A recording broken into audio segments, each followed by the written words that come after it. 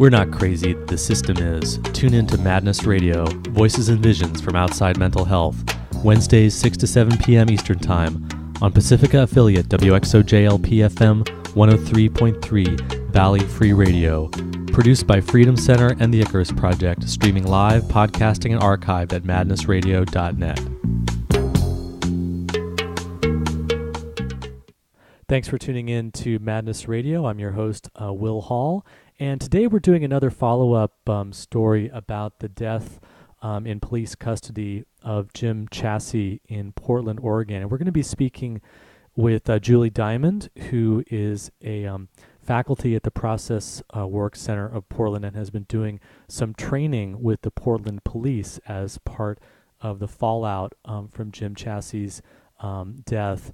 And there have been some developments in the case since the last time I did a show about, I guess, 5 or 6 months ago, actually. People can check the archives and listen to that. Let's see, I'm just going to read the article that was in the Portland Mercury on November 14th, because it provides some basic background to the case for people who don't know, and then sort of describes where things are now. So, pretrial hearings in the cop-related death of James Chasse Jr.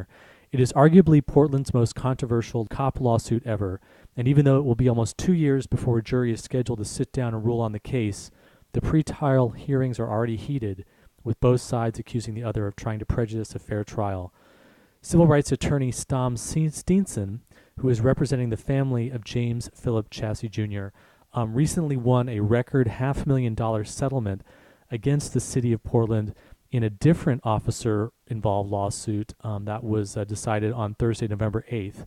But he appears to be pursuing the case with Chasse with more than just a financial settlement in mind. The Chasse family, along with Steenson, all want sweeping changes in the way the police bureau operates. James Chasse's father, James Sr., and his brother have sat patiently behind Steenson on the hardwood courtroom benches on the 9th floor of the Federal Justice Center downtown since the hearings began earlier this year. What happened? The details of Chasse's deaths were shocking. Chasse, a 145-pound, 42-year-old schizophrenic, was spotted by police in the Pearl District urinating in the street on September 17th, 2006. After a scuffle with police, Chasse died in a squad car being driven by the same officers. The squad car was en route to Portland Adventist Hospital, which is 8.4 miles from the Multnomah County Detention Center on Southwest 3rd, not the Good Samaritan Hospital, which was 2.6 miles away from the jail, or the emergency room at OHSU, 2.1 miles from the jail. It remains unclear why Chasse was confined to a holding cell for 23 minutes and what happened there before a jail nurse looked through the window and noticed he was unconscious. Chasse had been medically cleared at the scene of his arrest earlier on Northwest 13th and Everett by a team of paramedics. However, an autopsy found extensive evidence of external and internal injuries when Chasse died, including 16 broken ribs and abrasions and bruising all over his body. Since his death, several people have come forward to file tort claims and lawsuits alleging that they have been beaten by sheriff's deputies and occasionally cops too in holding cells and the booking area of MCDC, where James was held for 31 minutes before dying on his attempted transport to the Adventist Hospital. The alleged beating of 40-year-old Michael Evans in the lobby of the jail was captured on video just 6 days before Chasse's time there on September 11th, 2006. One of the officers involved in Chasse's death, Christopher Humphreys, was found to be the police bureau's second highest user of force in statistics released last November. Humphreys also has a history or pattern of falsifying police reports, according to attorney Steenson, who says his office has evidence to support this allegation. Humphreys has been the subject of several Internal Affairs Division complaints when the numbers were released and has subsequently become the subject of another unrelated lawsuit. He is still on patrol for the police bureau. So if people are interested in more information about the James Chasse case in the background, you can check out James Chasse's, JamesChasse.blogspot.com, which is the Mental Health Association of Portland. You can also just Google Mental Health Association of Portland and get more information from them. So obviously it's a very complicated issue, and there's a lot of different things that can be said about police violence and about the issue of mental health and the criminal justice system. I'm really interested in our guest today, Julie Diamond, because she brings a real insider's perspective in some way. She's been actually involved with the new training of the Portland Police Department and has really had an opportunity to kind of get inside of the culture of the Portland Police and get a sense of kind of the mind of the police, and especially in the context of being under a lot of public pressure and the tragedy of James Chasse's death. So that's what we're going to be focusing on today. So let me read Julie's bio here and then welcome her on the show. Julie is a PhD in sociolinguistics, and she researched conflict and status rank in small group interaction. She has been instrumental in designing many of the training programs in process work, including both master's degrees and diploma. Julie also works with organizers and communities on issues concerning leadership, team development, and change processes. Between 1999 and 2001, she worked on an enterprise development project in the former Yugoslav Republic of Macedonia, which brought together labor presidents and representatives from the former communist countries, Swiss and German trade unions, and the Swiss Ministry of Aid and Development to help design a labor education program for Macedonian workers in the new capitalist economy. Julie has written several articles and books on process work, including her recent A Path Made by Walking, Process Work in Practice, which she co-authored with her partner, Carolyn Jones. Her articles and essays can be found online on her website, juliediamond.net. So thanks a lot for joining us today, Julie Diamond. Thank you, Will. It's good to be here. Yeah, I know it's been a long process getting you on the show. We've had some technical problems, and we've been trying to schedule you for a while. So I really appreciate your patience, and I'm really glad to have you here. It's nice to be here, and my fingers are crossed that we'll make it through without any more technical difficulties. The joys of community radio. Well, tell us. I'm interested in, and I think our listeners are interested in general what process work is and what process-oriented psychology is. But tell us, just to begin, tell us what you've been doing with the police force and how you got involved in the training program that they've been doing after the death of James Chasse. Well, I contacted the police originally several years before the Chasse incident. I had wanted to offer my skills to the force and to work, doing some training around crisis intervention and conflict resolution. I always felt that the police really needed a lot of support around, how to deal with, conflict and situations on the street. I mean, they have their training, which is around levels of force, but I felt that sort of being able to de-escalate crisis without resorting to force is a fantastic skill for everybody, especially for the police. But typically police, they have internal trainers, so it was very hard for me to really get any headway there. And then, but I did make some contacts, and I was fortunate to be colleagues with Lisbeth Gerritsen, who was previously a supervisor at Project Respond, which is an agency that works together with the police in intervening in crisis situations. And after the Chasse incident, I was talking with her, and we contacted the person who developed the original CIT training. And this was 10, 15 years ago, based on the Memphis model that was developed by NAMI. And just what is Julie, what is the CIT training for people who maybe don't know? I'm sorry, the crisis intervention training that the Portland police had, which was a voluntary training prior to the Chasse incident.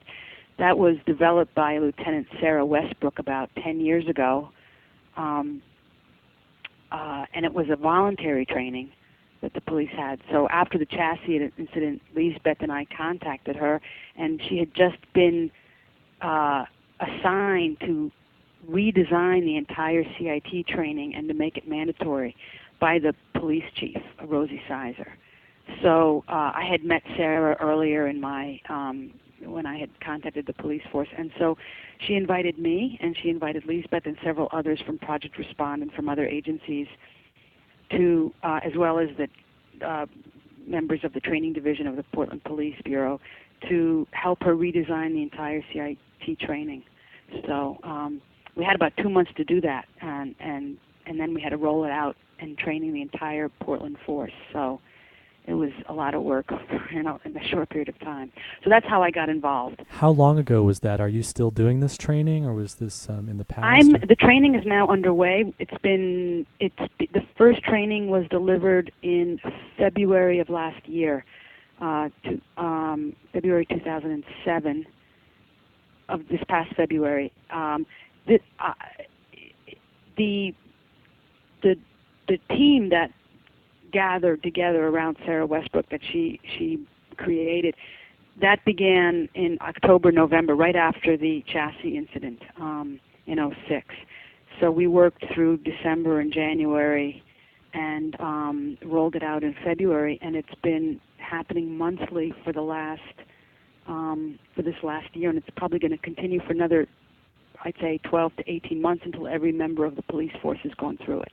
Eventually, it'll become part of the permanent police academy, so every officer who's trained on the Portland force will have to go through this training, and they'll get it at their academy that they have to attend before they become a police officer. As I mentioned in the introduction, it's certainly a complicated issue, and there's questions of discipline and whether the individual officers should still be on the force. But I think that there's a really a consensus that training, and especially de-escalation, is really, really important part of this. And Julie, you mentioned not just for the police, for all of us. And so I think it's really exciting to have you on the show and be talking about this, to think about, like, well, what can the police do differently, and how can police force, not just in Portland but around the country, be trained differently.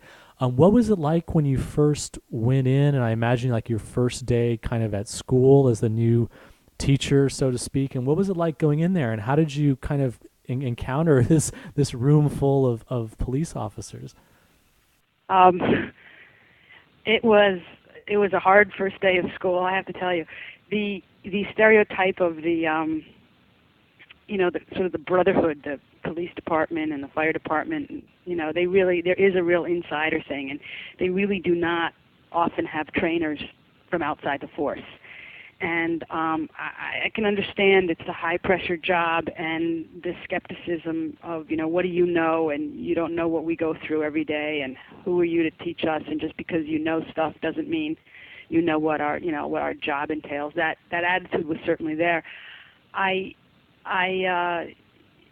We worked really hard. I really have to give an enormous amount of credit to Sarah Westbrook, who led the team and was really the designer of the new program. And she just has a real passion for crisis intervention training and a real passion for mental health awareness. And one of the things that she absolutely emphasized to us, the people on the team who designed it and then delivered the training, was that it was not going to degenerate into an us versus them or a finger-pointing situation, that if we really wanted people to learn, they had to trust us, and that trust comes from feeling like everybody understood, and that we were into helping and not into blaming or accusing, and it wasn't just going to be getting up on a soapbox and delivering the truth, but it was really we were going to really focus on helping them where they needed help. And I can imagine that since it's a mandatory training, there's the danger of people going in kind of like students, of like, okay, I just have to do my hours here, Absolutely. And just have it be a formality of just a bureaucratic hurdle. So how did you kind of deal with that? How did you approach that and really kind of overcome some of the insider attitudes and really demonstrate and really make a connection around really being helpers? Such a good question. It was almost like a 24/7 kind of thing, where everything we said had to really prove that point. So we didn't come in saying, here, we know how to do it, but we said, look, you're the experts, you know what's going on out there, we've got some ideas, you tell us if this is helpful or not, bring us your examples, we want to work with the situations that you have there. One of the first things Sarah Westbrook did was that she contacted officers personally through the force in preparation of the training, and she asked a number of officers if they would speak on videotape about mental illness in their family, mental illness that they themselves suffered from, or just how mental illness affected them. And so we had videotapes of officers on the force talking about mental illness, their sons, their daughters, their sisters, their parents, growing up with a mentally ill parent. And right away, we communicated the idea that it's not just out there, and we were trying to really work hard to break down the stigma and the stereotyping that enables the kind of behavior that's been happening. So that helped too. People felt that we were really kind of working with them and not against them, and the police chief comes into every single training and thanks people for coming and says it's really important to her. So there's a real buy-in from the top, and we offer them the opportunity to give us feedback. We say, look, we want to design a training that's useful, that works. We don't want to just shove something down your throat. You tell us what works and what doesn't work, and after every single day, we had a feedback session, just 30 minutes of what did you like, what didn't you like, what worked, what wasn't effective. And we really give them the idea that this is a training that is there, that they're helping us create. So lots of different things. I don't think there was one thing we did, but it was just an ongoing process of trying to communicate that this training is meant to serve you and it's not something against you, even though it's mandatory. And So you started with these videos of interviews that you had done with officers talking about mental illness or what gets diagnosed as mental illness in their own lives. What was the reaction to people seeing those videos? It was really powerful. And I think it had a huge effect. And one of the ways that I personally measured the effect of it was after the second day. Sometimes this even happened on the first day, but starting on usually the second day or the end of the first day, and definitely building on the third day. During each break, officers would come up to us and start talking about some of the post-traumatic stress, experiences they were having, and debriefing some shootings they had been through, or debriefing really frightening incidents, and just kind of talking. And you could see that they started to make the link that this mental illness training was really also an awareness training about their own states and their own experiences. And that was a little unexpected, but they started to. People would open up, and after each training, after each month, we would have about 30 people a month come through. We would ask them, anybody else have a story they want to share on videotape, and we got like 2 or 3 or 4 more people as the trainings went by. So it was very powerful. Yeah, I can imagine that's a real switch in consciousness from we're the police and the mentally ill people are out there to actually this is something that we're dealing with, and it's in our families and it's in our lives and in our experiences as well. So that sounds like a really interesting approach. What were some of the other kind of techniques that you offered people a chance to join the videos and to do more videos once the training had started, but what were some of the other techniques that you were offering and the actual content of the training that you were giving? Well, one of the things that we used is a lot of role play scenarios. Project Respond, the agency, a lot of some of the trainers are from Project Respond, and they have a great reputation among the police force because they're seen as really helpful when there's a mental health emergency. The police go out with Project Respond, and Project Respond just has a terrific track record of being able to work with people on the street. And so we would do role plays, and these are situations that the cops recognized and that came out of Project Respond staff members' experiences. We also used cops' videos, and we would show situations, and we'd debrief it and discuss it. And I think we had a lot of open conversation with them, and so we would help them think through situations, and I think that was very effective also, not just, giving a major download of theory or ideas, but to really use these role plays and use these videos to prompt a discussion and to ask them, what would you do? How would you do it differently? Critique the cops on the video. Can you come up and try to intervene? How would you intervene here? The content of what we presented was, I would say it was half straightforward information about mental illness, and that included these videos of officers talking about mental illness and their families. The ears opened a lot wider when it was a fellow officer talking about the situation than it was, just a mental health service provider. But there was just a lot of information about mental illness, and there was a lot of information about stigma. We spent the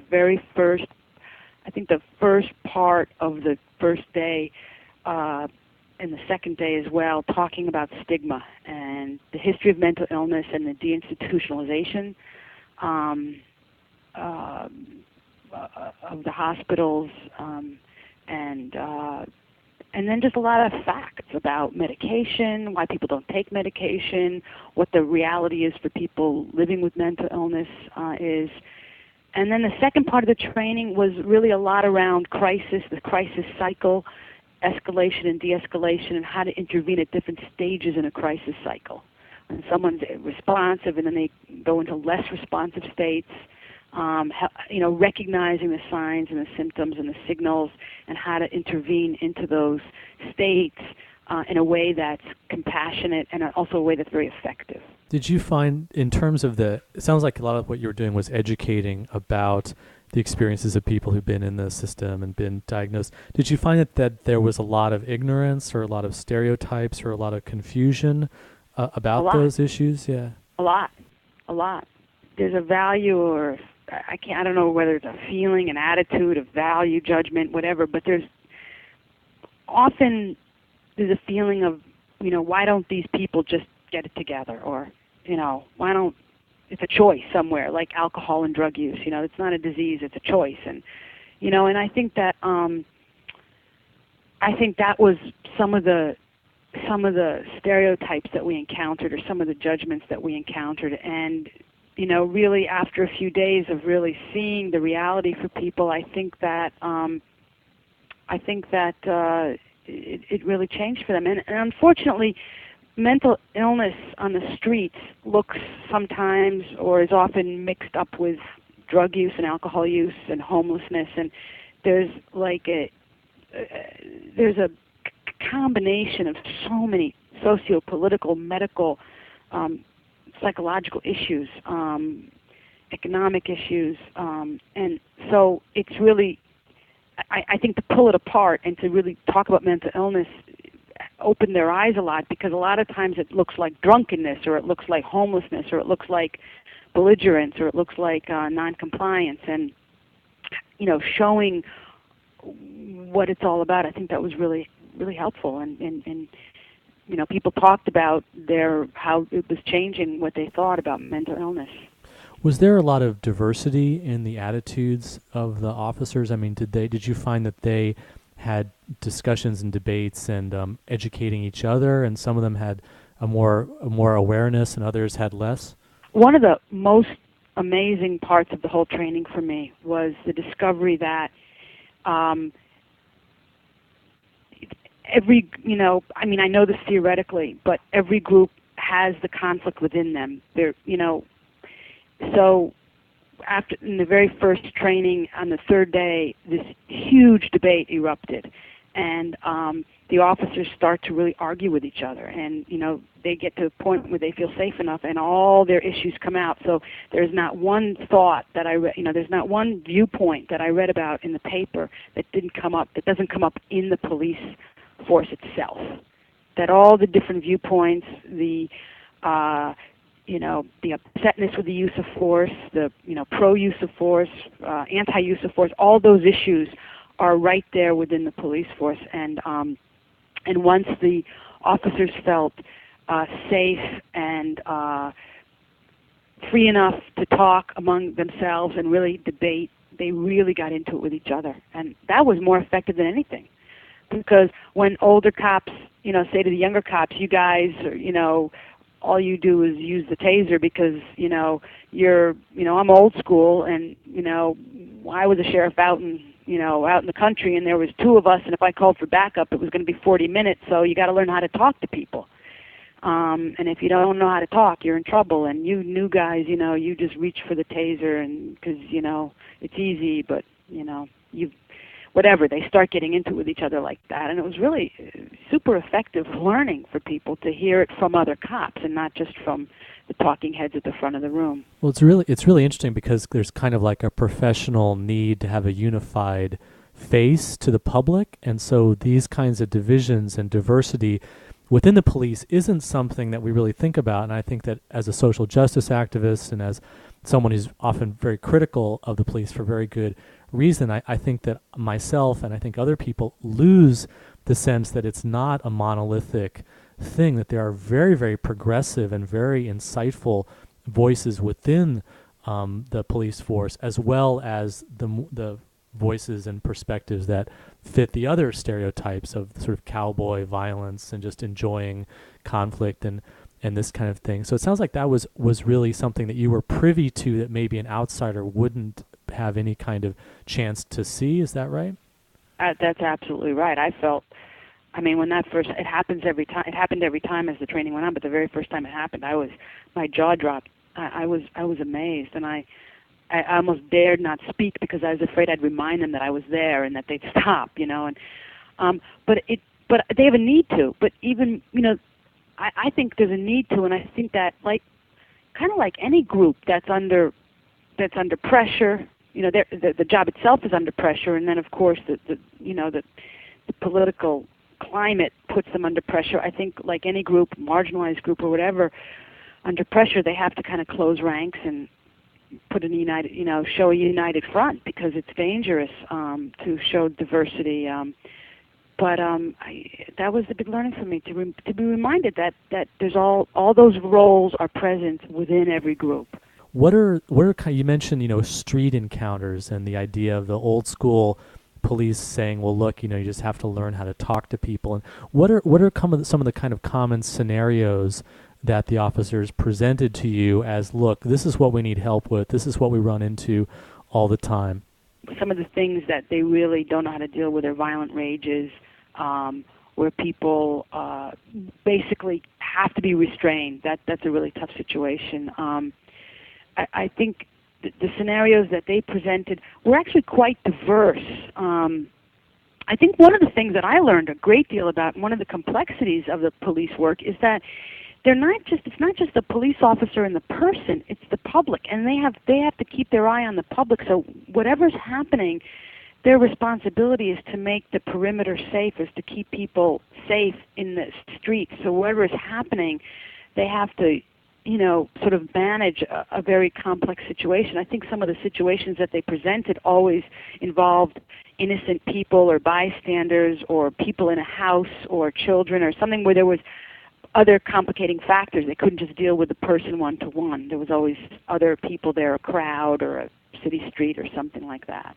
And they have kind of elaborate procedures. I mean, we tend to think of the police just kind of like they're the guy with the gun, they do what they want to do. But actually, they have very elaborate procedures for, in this kind of situation, you can use this sort of force, you can arrest someone only under these kinds of circumstances, you can take someone to the ground only under... And I think we had talked before about, the way in which the police are very, very observant, and they're watching for signals, they're watching for indications, and that this might be an area where de-escalation tools and conflict resolution tools might come in instead of getting them to the point of, okay, let's jump on this person, let's use force. That's exactly right, and that's one of the things we kept trying to point out. And the dialogues that we'd have with them got very. They always had the same kind of MO, because we'd say, all right, what can you do in the situation? And then always someone would say, well, he took a step forward, so under those circumstances, and you asked him to take his hands out of his pocket, and he didn't, and he took a step forward. So right away, I mean, you gotta, that's a classic thing where you have to now implement X, Y, Z, use of force. And then inevitably, somebody in the room would say, well, yeah, but you could, and then there was the gray zone, and it always came up like that. There was the resistance got manifested first with, well, you got to do this and that and the other. That's the procedure, and we got to follow the book. And then eventually, someone would say, well, you didn't have to do it so quickly, or you could still say this, or well, you don't really know because maybe he was just moving slowly. If the person was on some kind of, if there were drugs on board, maybe, you know, that was a drug reaction or whatever. And so you could see that there's a gray zone in there. So they do have to follow certain procedures absolutely by the book, and yet there's a subject to interpretation of the situation.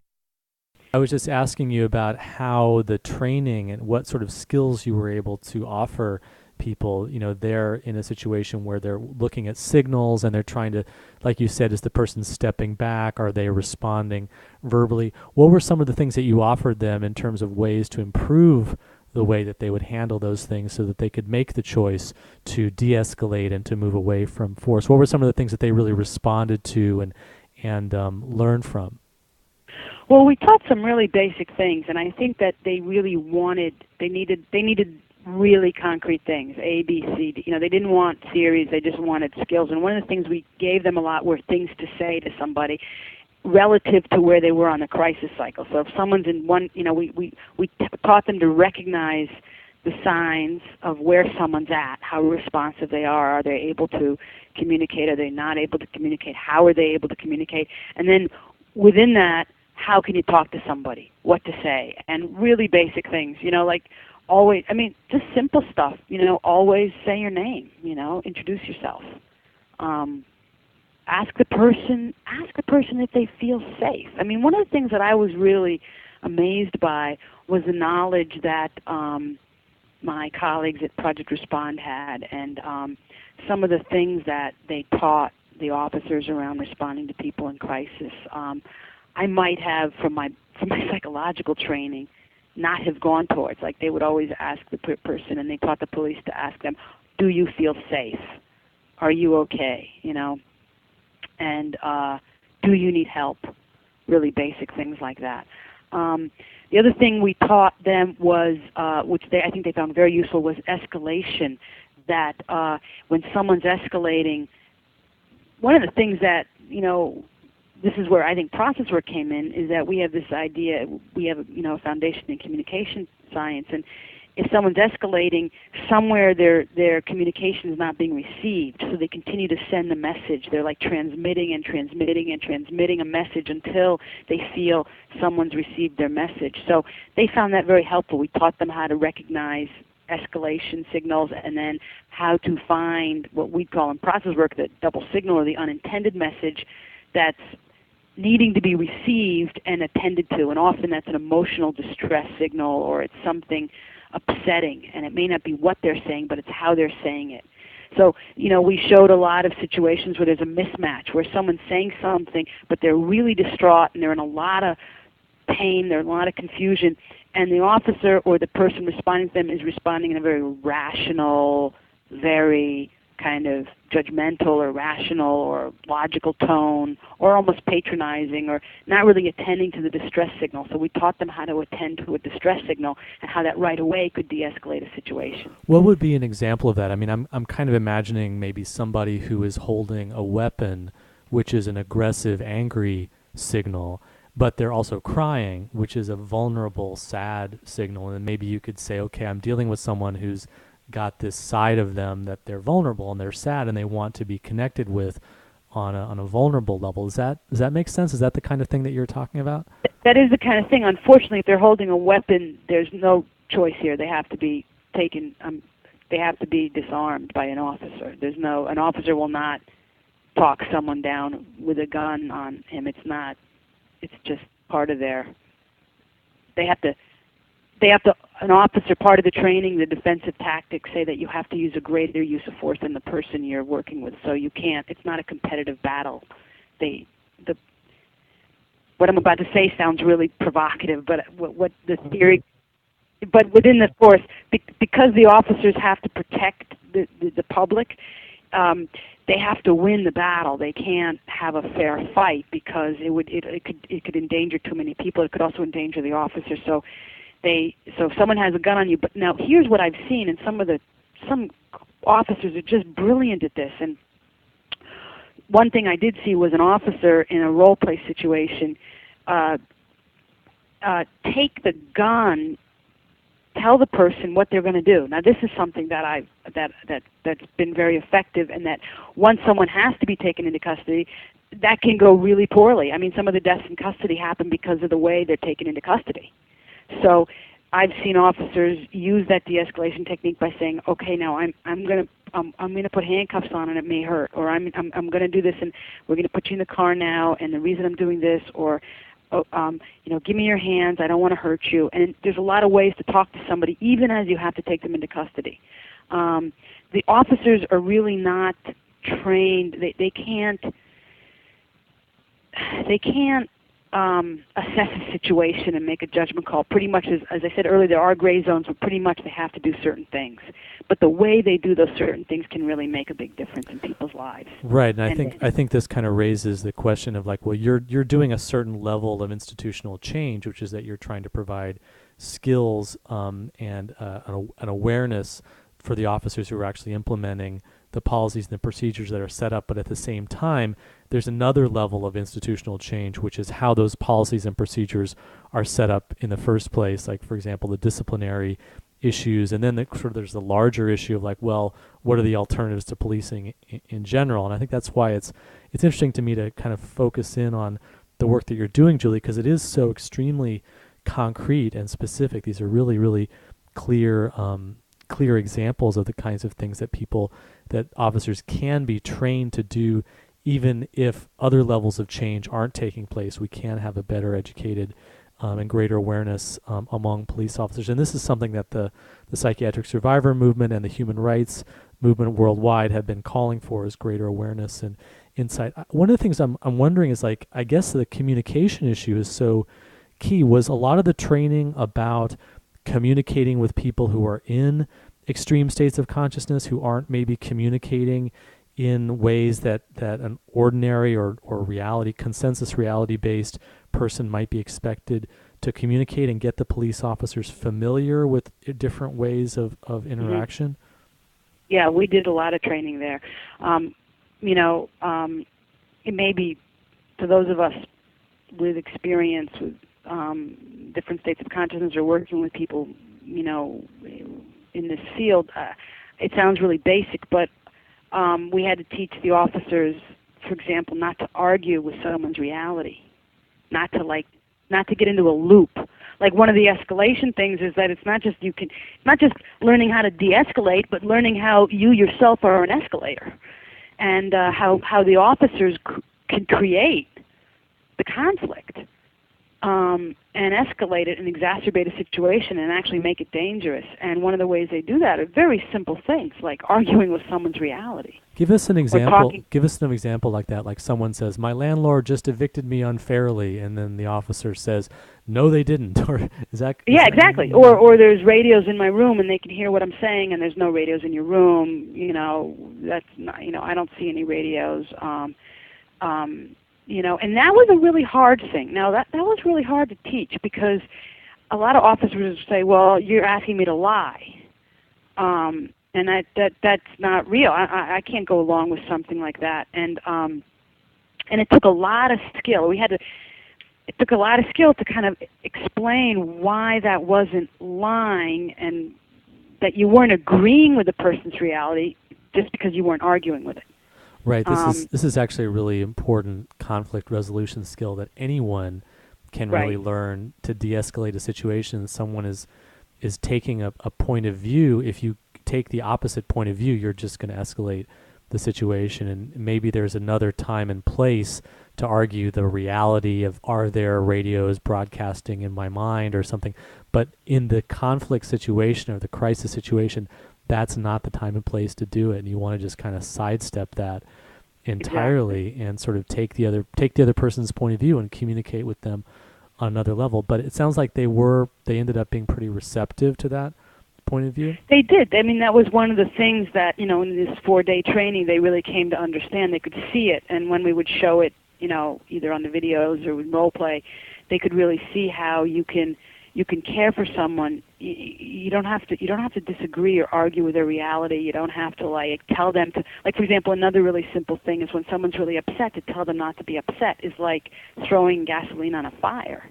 Right, right. It's not arguing with their reality, but it's not taking it seriously, and that's very, very inflaming thing to do. And so these were some of the things that we really helped them understand, was how to sort of keep a situation safe and make people much more responsive to them, and how that they could really communicate in different states of consciousness. A lot of it's very emotional. It's like learning emotional intelligence and emotional, skills to deal with people in emotional states. Yeah, I know over the years, just working as a peer counselor and working with a lot of people in different kinds of distress, I mean, it's really clear to me that what we call mental health problems are often really conflict, and they're conflict that isn't being handled well. And I think that the kind of training that you're offering for police could absolutely be useful for mental health staff as well, because of the way in which conflict situations escalate and then force gets used. And I know that there are some programs going on around the country that are trying to avoid the use of restraints and force and locking people up by teaching mental health professionals to de-escalate rather than escalate. So those are really interesting examples. What are some other examples of the kinds of things that help those officers learn how to de-escalate things in the field? This whole thing of trying to notice where they are on a crisis cycle. What that really means is how much can the person attend to what's happening in the moment. Like the more and more you're in crisis, or the more emotional or more distressed you are, the less you're able to think and reason, the less you're able to really kind of reflect on what's happening. And so we're teaching the officers what to say to someone to bring them down. For example, you can't really ask people complex questions when they're in a really emotional state. So we would teach them how to basically not even stress the person by asking them a lot of questions or trying to get a regular response out of them, but how to kind of just mirror what they're doing as a way to bring them down, or to just speak to them in a voice that, yeah, I understand, you're upset, okay, right, and we would give them literally lists of things to say at different stages of the cycle, where at the top of the cycle, they would be like noises and sounds, and we would actually, teach the noises and sounds and ways to speak to someone when they're really upset that makes them feel addressed and understood, and it tends to bring them down. I have to say, a lot of the officers have a lot of skill, and I was really had a big lesson about learning how that what I thought I had to teach was something that a lot of them knew, sort of like it was second nature to them. So, like what I just said, like how to talk to someone and bring them down. Like a lot of them are just very gifted. I mean, they go into police work because they want to help people. That's there too, and so I was always very impressed with some of the skills that the officers had. The other sort of stereotype we have is that police are kind of like these soldiers who are out there fighting, and actually most of what they're doing is talking to people and dealing with conflicts. Most of what they do is talk, and a lot of them are really good at it. A lot of them are really, really good at it. I had some jaw-dropping moments. I would, we'd do role play, and someone would get up there and they'd do something, and I'd be like, wow, I don't know that I would be able to have done that in a role play, and it was impressive. You mentioned mirroring. Everybody. You mentioned mirroring the other person when they're in a state where they can't really communicate in a verbal, rational way. What do you tell us more about what you mean by that and how that might be helpful? Right. I don't mean mirroring in the way that we might understand it in terms of visual mirroring. I meant more using auditory cues to kind of pace where the person's at. If they're really, in a hysterical state and they're, really upset and not quite making sense, just kind of using words and sounds that connect with their emotionality. That's what I mean by mirroring. So say, right, yeah, terrible, yeah, that sounds horrible, yeah. Like there's a certain, this from, you probably know this yourself, Will, that if someone's really upset and their volume's way up, that actually if you express kind of sympathy, but your volume kind of matches them, it sometimes helps people. They actually can feel that you really get it. So you so you kind of like join them emotionally, and they sort of feel like they no longer have to be there because somebody else is kind of hearing them or receiving the message. That's right. And these are, I mean, I think it's interesting. I hope people who are listening to this show will maybe try some experiments on their own and just see what it's like to use some of these skills, because they're very, very useful. I mean, we are in so much of human experiences about conflict, and so many of us are in chronic conflicts or getting into conflicts, that just a few really simple skills, the kinds of things that Julie is teaching, I think can be really helpful to all of us. Julie, what was what would you say was your most powerful lesson and message that you learned yourself in this whole process?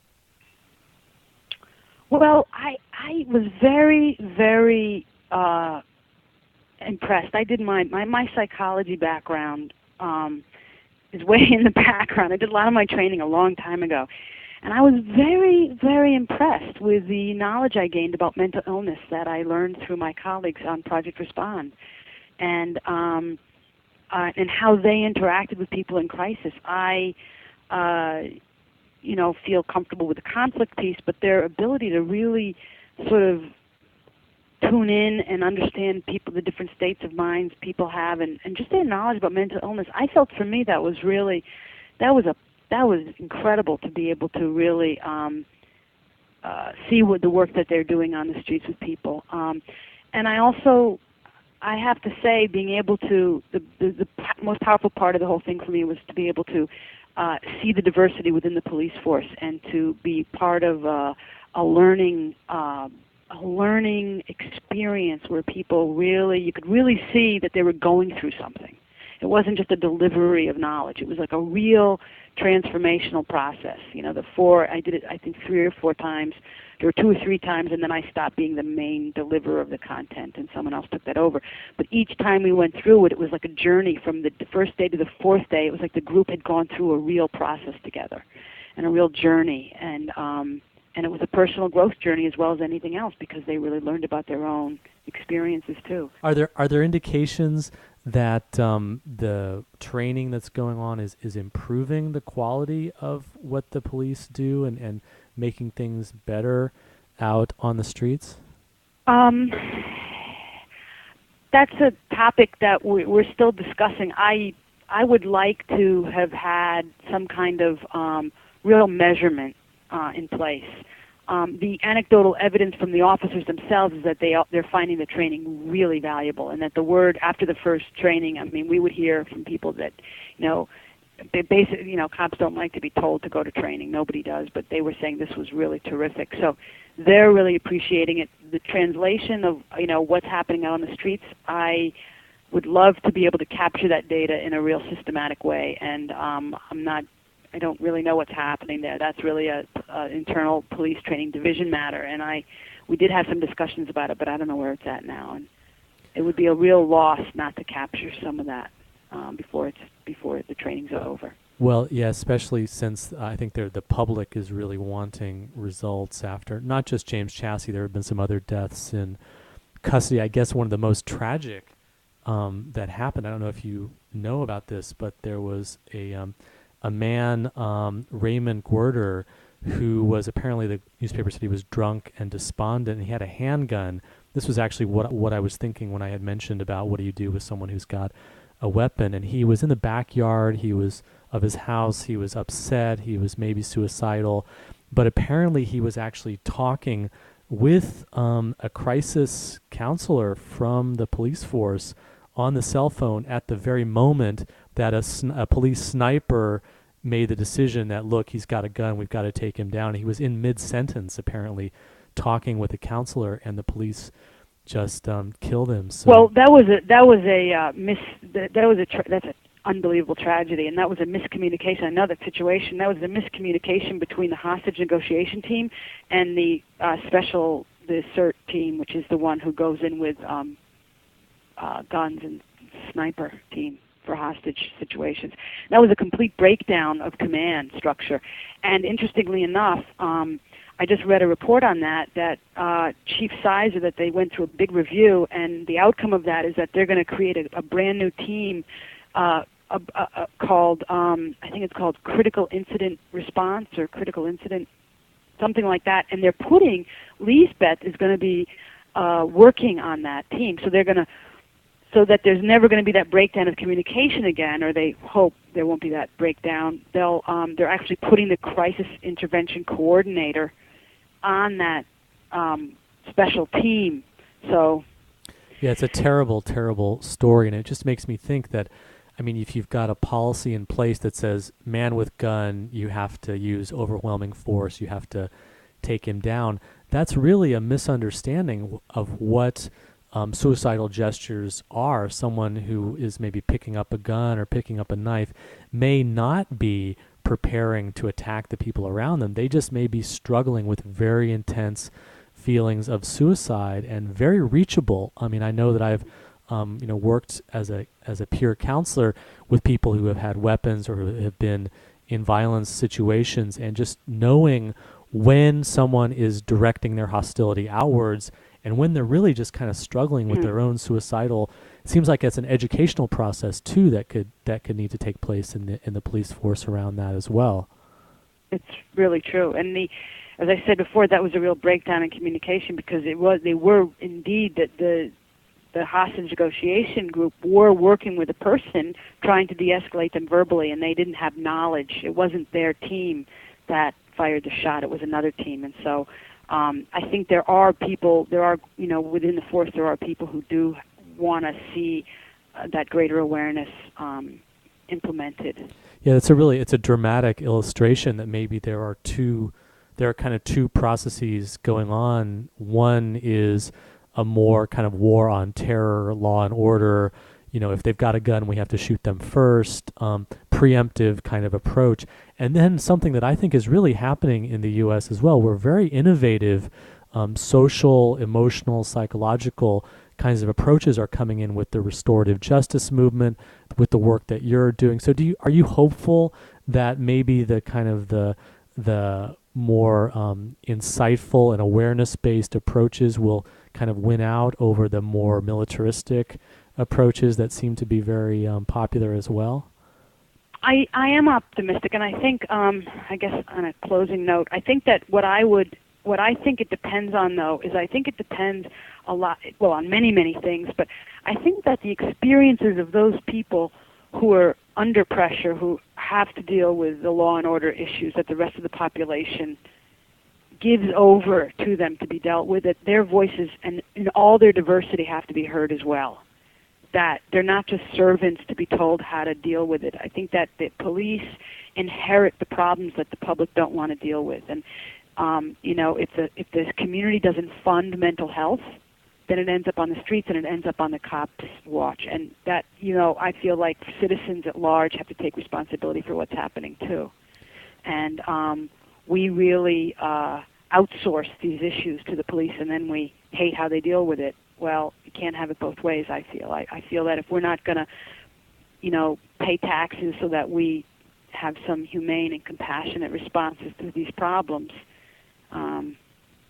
we can't just criticize the police and sit back. I mean, yeah, there's definitely a cultural kind of response of like, oh, something is happening, let's call 911, or oh, this is not working, let's call the police. And I know that I've really been working on this theme quite a bit on the radio show. We had a restorative justice guest on once, and we also had someone who came in and talked about active bystandership, that how, like you're saying, that how can communities take responsibility of not just offloading the issue to the police to deal with de-escalating or dealing with, if there's someone on the street that you're scared of, maybe there's other ways to deal with it other than just calling the police and expecting them to handle it. And then, of course, you're absolutely right that there was a real failure with the deinstitutionalization happened, and there wasn't, and there still haven't been, really good funded community-based mental health services to help people that are effective, and the people who work in them get to have the resources that they need. That really never happened. And instead, we've been relying on the police and then the criminal justice system and the expansion of the prison industrial complex.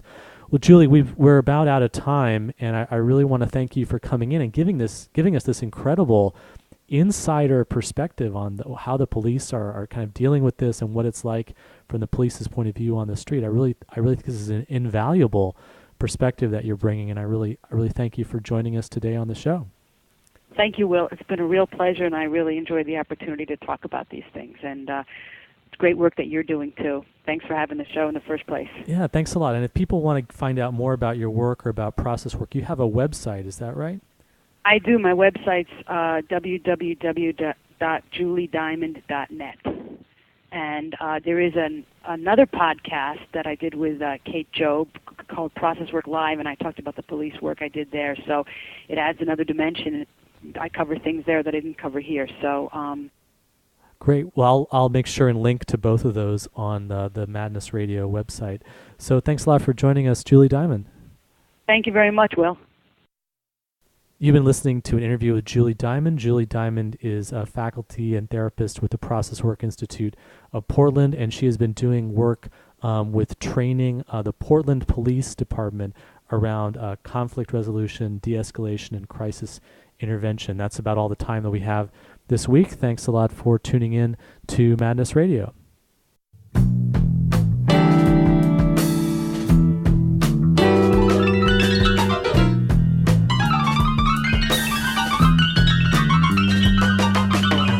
You've been listening to Madness Radio, Voices and Visions from Outside Mental Health.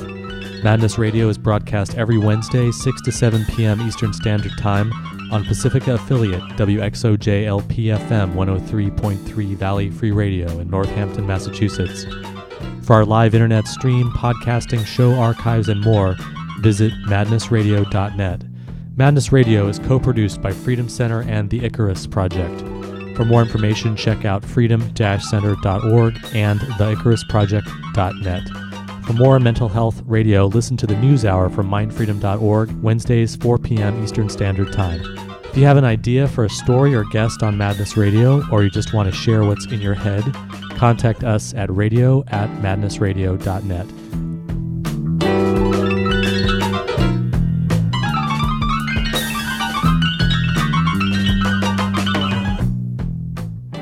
KWMD Kasilov, 90.7, Anchorage 104.5.